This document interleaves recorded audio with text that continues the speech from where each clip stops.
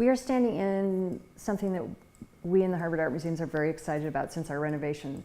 It's called the Art Study Center, so it is on the 4th floor of the renovated museums, and we have 3 large rooms, just like the one we're in right now. We have tables, we have easels, so people can request to see a work, make an appointment, come in and see it. What is so cool about that is it allows you that real kind of intimate dialogue with the work of art that inside of the gallery, it's always going to be somewhat removed. This is a selection of 6 of the 10 screen prints in the Warhol Marilyn Monroe portfolio that we have in our collection. They were given to us as a group of 10 by a donor, so we have the whole set of them. So we placed 6 of them up so you could get a sense of the color variation and how different she looks actually because of that color variation. As you know, his printing process was done in a factory setting. It was supposed to be taking his actual touch farther and farther away from the actual process you see. It's one layer of color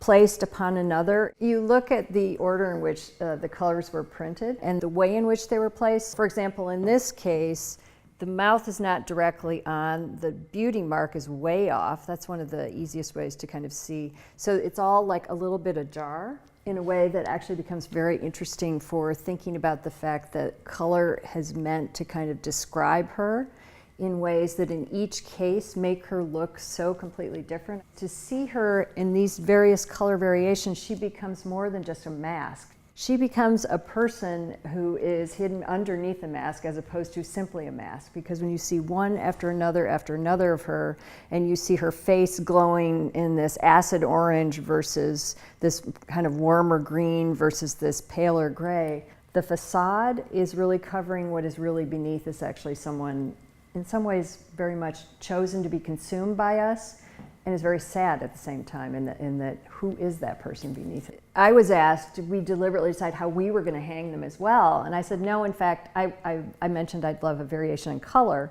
but I actually think the arbitrariness of installation is a really important way for us to think about what is he doing here, you know? And I think there's this interactive quality to that, which I think is vital to it.